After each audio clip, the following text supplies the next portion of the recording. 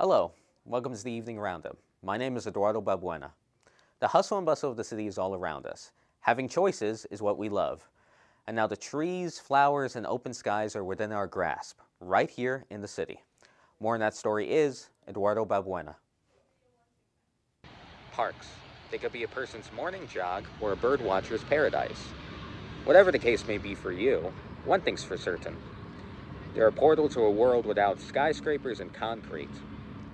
I'm here in Van Cortlandt Park, wondering, is this the best our city can do for nature?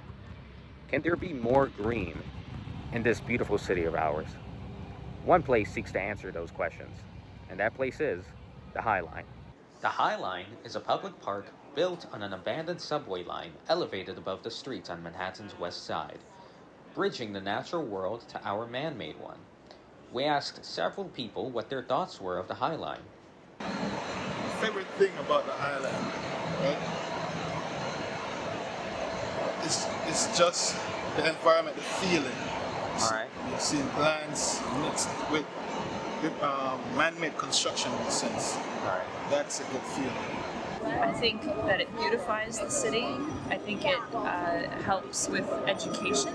I think there are lots of tours that allow education on lots of different aspects of New York that go through here. So I think there are lots of benefits depending on, and then just hopefully reconnecting people to the natural world. So I mean, the High Line definitely has its benefits of being in a very concrete area and providing green space in an area that previously didn't have it. So the plants provide, the benefits of filtering out the pollution and providing more oxygen.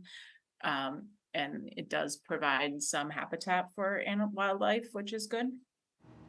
However, despite positive reception, it isn't always a perfect place. So I've been close to experiences that have felt uncomfortable. Our people that's not really there in the head, we have problems with the field, but sometimes they don't want to follow the rules. They misbehave on the park. So I think in general there is more of a I can do whatever I want attitude when it comes to our parks, which is very unfortunate. And we have an issue where we don't have a huge amount of, parks enforcement to deal with these issues. So it's just kind of a snowball effect. Even with those experiences, when asked if they would like to see other parks like this, they answered, Yeah. Nature wins, right? yeah. Totally. Why not? Those desires have not gone unheard. Recently, Mayor Eric Adams has put in a $35 million investment into the construction of the Queensway, another park made from abandoned subway lines.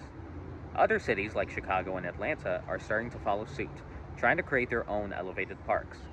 Clearly, the story that the High Line began is far from over, and residents like these ducks will be thankful for it.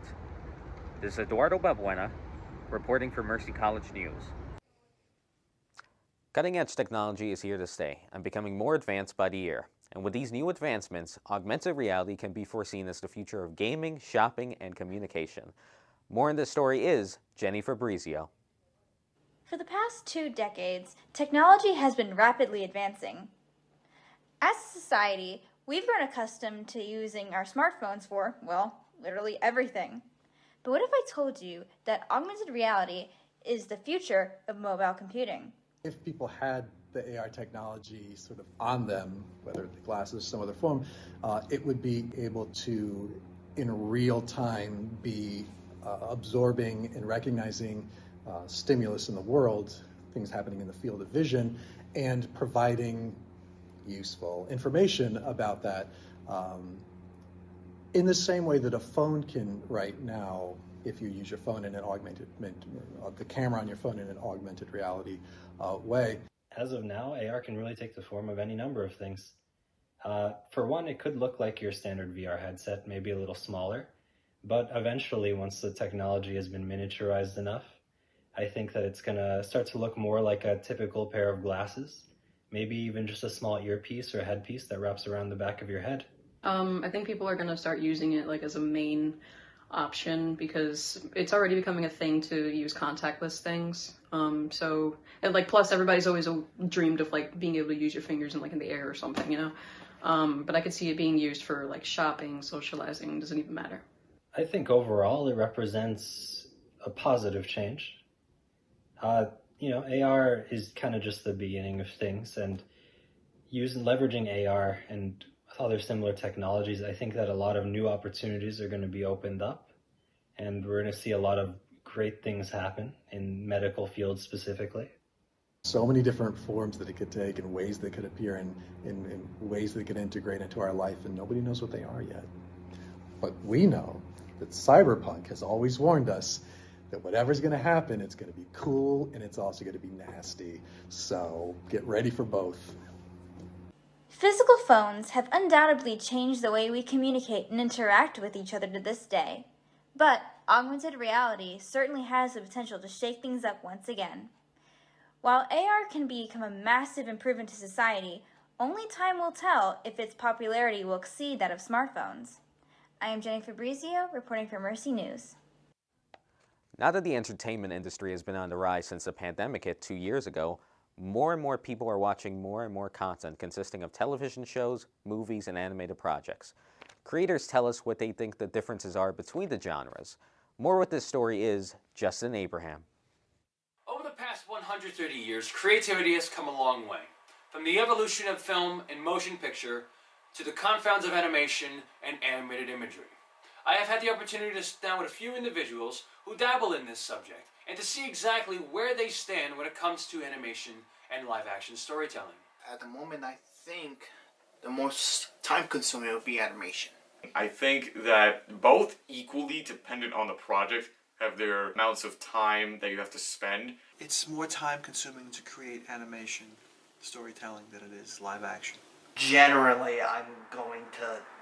I'm going to lean more towards animation as more time-consuming than live action. Since we are leaning towards the animation route instead of live action, I have decided to ask the fundamentals and the process of how it's really done. The more you have fun doing something, it's not going to feel like as time-consuming or tedious to do it. Some might take a little bit longer than others. I definitely love, don't get me wrong, 3D animation is good, but I grew up with 2D. At the moment, the TV show is called Arcane League of Legends. I've always been a big fan of The Witcher. I was very taken by Alita, the Battle Angel. 2D, 100%. For anybody who's learning animation right now, I would say make the jump to 3D once you finish 2D. So I really, it's part of a wonderful experience to have access to both. They are both an escape from reality. They are a great source of entertainment and creativity for many, such as art, video, photography, and draw. This has been Justin Abraham reporting live from the basement of my own home. Signing off. Fashion represents our personal self, from the first American fashion shows in 1903 in New York City to modern day in our own environments. Natalia Maldonado speaks to people about what fashion means to them. Fashion, the place where everyone embraces who they are. From the 1930s, Miss Monroe to J fashion galore, fashion brings creativity to so many people. Magazines, fashion shows, TV shows, movies, social media, and more. Sometimes you gotta ask yourself, what is fashion? And what does fashion mean to you? Fashion gives me an idea, and fashion is kind of like represent myself. A pure expression that I live my life by my decisions and my rules. It's another way of showing the world who you want to be as a person. It's another way of letting the world know, like, hey, this is my personality, this is the things I'm like. And just, it's a good way to, before you even start a conversation with someone, to have an understanding of what the other person is like. With the beauty of fashion, people usually buy their outfits from either in-store, online, or thrift stores. Some for the best quality, others for an affordable price. Old Navy, Kohl's, Uniqlo, Tommy Hilfiger, online shopping. Anyone can be a fashionista, and you can always find the hottest outfits that speak to you and your friends and family, of course. From my bedroom, this is Natalia Maldonado. Holidays and other special days are a part of one's life, and there are other special celebratory days that are unique to specific cultures. Quinceañera is one of those special celebrations in a young woman's life of Hispanic culture. More on this story is Yadira Barrios. The holidays and birthdays are a yearly occurrence. One can't help but wait in anticipation for that day to come. But it is only once you are able to have a quinceañera. Not only is it important for one's culture, but the experience overall is enjoyable. A lot of times it's just like to show how a girl's growing and how she becomes a woman from like being 14 to 15 or like being younger. Like once you're 15, you're like seen as a woman and like, you're grown. Not so grown, but you're grown. It's like the culture alive, and it's like it's like a passageway. Like I know a lot of like it's like also like it's like a financial stability thing. It's showing that you can like hold like a party and like hold this event just to turn 15. The best part was probably The most beautiful thing was seeing them look like princesses. Having my friends there, having you there, like having people that like care about me and like all in the same space. like the whole party. It was just like really nice. Like I liked how I went and like probably like the court. They're really nice people. While most girls spend their entire life planning their quinceañera, everything doesn't always go according to plan. Probably having to coordinate, like if I'm gonna have a dance, so I'm probably practicing the whole coordination of all the steps and all that. So you just want everything to be perfect, to be like perfectly planned. Like you want everyone to do as you said, as you say. You just like everything to be really, really, really good. But at the end, it cannot happen like that. So maybe that part that you want to control everything, but you can really. Quinceañeras are not just an excuse to throw a big party. It is an important celebration in one's culture and the coming of age of a young girl. This is Yadira Barrios reporting from Westchester County. With all the music content available to us, individual tastes can vary. Creators of some genres tell us how they feel about music and what it means to them. More on this story is Justin Abraham. The first song that was ever created by humanity was actually created by the Sumerian culture in 14th century BCE. This took place in the Middle East roughly about 3,000 years ago. Now, in today's world, music is a part of everyday life for everybody, and genres all around in pretty much every culture has the ability to have some form of music.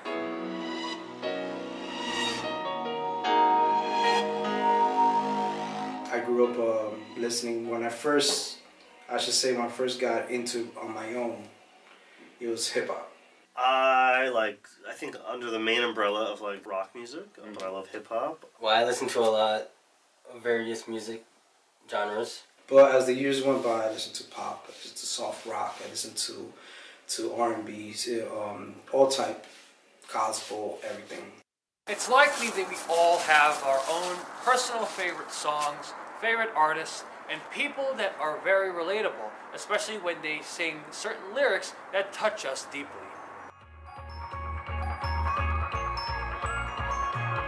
One of my favorite bands is Parachute, and I really like Ben Rector as well. Just like really wholesome, like good music, good like the band type energy of really organic instruments and everything. I love that too, and well-written songs that tell a story. The music industry is so, the music business is so frantic, and phone calls and emails and long hour days, For anything that's like audio work or anything where I'm like have to think really in depth, kind of like people doing homework in college when they're listening to music, like I can't do that because my mind is in the music and I'm totally like playing along in my head or tapping my feet or whatever. So I'd say it definitely helps my mood. It helps you escape. And a lot of people need that. It overall gets us through the pain and struggle of everyday life. We are blessed to have music that could get us through all that craziness. This is Justin Abraham reporting to you from my home, signing off. Creepy, scary, and things that go bump in the night. Halloween represents all of that. But the reality of such real-life dangers poses different questions. More in this story is Yadira Barrios. With Halloween right around the corner, many have made their opinions on this holiday clear. Halloween is supposed to be about, you know, being different and scary things and different. And when children, I feel like they celebrate that, they kind of embrace that within themselves and like around their environment as well, you know? Because at the end of the day, it's about one's culture, and it's just a beautiful thing for them to go out. I love Halloween. You know, it's spooky, it's scary, everyone dresses up, it's fun. And I like the decorations. They're like really scary, but they're just really funny. Like you can go to Spirit Halloween and just like look at the decorations. It's really funny. While some will be sad to see this holiday go and try to enjoy it as much as they can, others can't help but feel differently. Razor blades, people putting stuff in candy wise, because I'm really scared for children's safety and otherwise. I do want kids to be careful because I heard there's like some little tiny pill, literally 1 ounce of it kills a person. Like I said, people use it as an excuse or a way to be bad people. So it's just, I guess kids by themselves are always going to be a problem, especially when Halloween's supposed to be a late night activity. It seems like many love and appreciate Halloween, but can't help but feel concerned over any potential dangers this holiday could bring. Reporting from Westchester County, this is Yadira Barrios. Our smartphones can do a lot of things, and these days we can't imagine living life without one. There is growing concern about how people use technology and the effect it has on us. People are somewhat divided about the proper use of a smartphone. More on this story is Belzy Morales. Over the years, technology has evolved, and cell phones are no exception. However, as technology gets better, it does present some challenges for the user. I use it for creating media, such as taking photos and videos and documenting life and just enjoying overall its features. I used a lot of social media apps and a few game apps. No, it just made more sense. Like as you know, times have changed. I felt like it was easier to do more. Probably searching the internet. I like to watch television with the smartphone or watch films with the smartphone so I can look things up while I'm watching. I find it's a lot of fun to do that. Probably to text my family because I live far away from them. So yeah, I need to catch up with my friends, my family and all that. Need to know where they are, what they're doing, what they're up to. So yeah, pretty much that. While some praise the technology, others find it to be a distraction. I would say it has caused trouble, like when I'm in class and I'm trying to learn, but I get a text message. It can be pretty distracting. The smartphone could be a problem when you misplace it. Then you have to find another phone to call your smartphone to find out where your smartphone is. It seems that smartphones are here to stay. However, some people believe it can be a blessing and a nuisance at the same time. Reporting from Mercy College, this is Belzy Morales. Cartoons have been with us since 1908 and have evolved since. They are colorful, funny, imaginative, and are not only for children. Natalia Maldonado has more on this story. Every time you watch television, you think of the great things about TV. My personal preference for this category, cartoons. Courage the Cowardly Dog. Powerpuff Girls. My Life as a Teenage Robot. Rick and Morty. The Simpsons, where it's just basically each episode is like a new thing, or even the Family Guy. While between the recent and the nostalgic cartoons, many people also share their opinions about what is the most popular cartoon in this generation or in history. Right now, I'm gonna go with like Rick and Morty or one of the ones on like Adult Swim. I think SpongeBob. The Owl House. The Simpsons. No matter your age, identity, sexuality, etc., cartoons are meant to represent all people for one. With the idea of cartoons and creativity, it always gives me an amazing imagination, just like it gives you an imagination. And let's just say with the merch, it does help me tell me, what am I gonna do today? From my bedroom, this is Natalia Maldonado. Too hot, too cold. The weather temperatures change so drastically here in New York, it seems we do not get a full 4 seasons. Whether it's global warming or not, some prefer the hot temperatures and some prefer the cold. More on this story is Stephanie Lankhorst. It's November and the cold weather has finally arrived. While some like the cold, which brings with it the holiday season in New York, others prefer the warmer temperatures. Feel pretty good, you know. I personally find the cold a lot more tolerable than the hot, personally. Kind of have a bias. I'm a December baby. You know, I was born in December, so, you know, birthday, Christmas, as well as, you know, snow is just something that I always found just beautiful and divine to look at, too. I like the winter time with the holiday season, and I like waking up every morning and having it be cold outside and having to put warmer clothes on. Back in the previous century, our professors were telling us all about global warming. Then Al Gore came and started talking about global warming. He's not even a scientist, but he was someone that was appealing to the general public, so then the word got out. Now we're in this new century, and we're finally getting it, that there is global warming and these are the effects, and we need to do something soon to prevent it. Global warming has affected the amount of hurricanes and tropical storms we get each year, as well as the unfortunate melting of the ice caps. So. The scientists were boring. People don't really listen to us. We get someone magnetic like Al Gore, and now there's a young girl from Australia talking about global warming. Her name escapes me, but she's very young, like 19, 20 years of age, so she's definitely getting the word out to the young people. Supposed to be hot, it's cold, or like last week it was hot and this week it's freezing. So it's just kind of like, this is why everyone gets sick, you know. It's just the temperatures keep going back and forth from one day to the next. So I definitely think that it has to do with global warming. So there you have it, an opinion for all seasons. For Mercy College News, this is Stephanie Lankhorst. Women's basketball at Mercy College has finally started, and her main goal is getting to the East Coast Conference Championship by the end of the season. Coach Scott Lagis is looking optimistic about the team's chances. More on this is Stephanie Lankhorst. After weeks of practices and conditioning, the season has officially started for the women's basketball team at Mercy College. Fifth-year coach Scott Lagis is ready to take his team to the ECC Championship and has been preparing his players for upcoming season. So we've been preparing by doing preseason work, conditioning on the field. We're working on our basic basketball structure and weight training. We've been preparing for the season by just, I guess, being really competitive in practice. We literally go at each other every day, and we just make sure like it's a competitive nature so that when we go out and play other schools, like it's pretty much it's just like an off day for us. Senior Katie Wall has been chosen preseason player of the year, and that is just one way of showing how far the Mavericks have come. It feels good. I mean, I couldn't do without this team. We've been working so hard this preseason, so I'm just excited to show November 11th. You know, Katie has put in a lot of work. She's worked really hard, and as a matter of fact, I texted her yesterday that when her and her mom were sitting in my office when she was a senior, I told her that this might be a possibility if she was to come here. And, you know, she's definitely moved towards that goal, so it was very satisfying. Every player is excited to be playing games and is looking forward to being able to show what they have in store. I think we're going to show you that we got placed fourth actually in like preseason rankings, but I think we're going to show you that this year is like our year, like just we established ourselves last year, and I think this year is going to be like the year we take it all the way.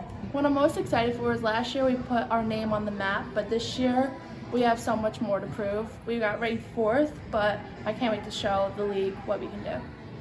I think that we're going to take the next step. We won more games last year than we had in a very long time, and I think that our goal this year is to be playing in the last weekend at the conference semifinals, and I think that we're going to be entertaining. We're going to be fun to watch. We're going to play with a lot of enthusiasm, and yeah, I think entertaining is the big word. As our first game is getting closer and closer, the women's basketball team at Mercy is excited to show off their skills and take the championship home at the end of the season. This is Stephanie Lankhorst reporting for Mercy College News. That's it for this roundup. I'm Eduardo Balbuena, and have a good night.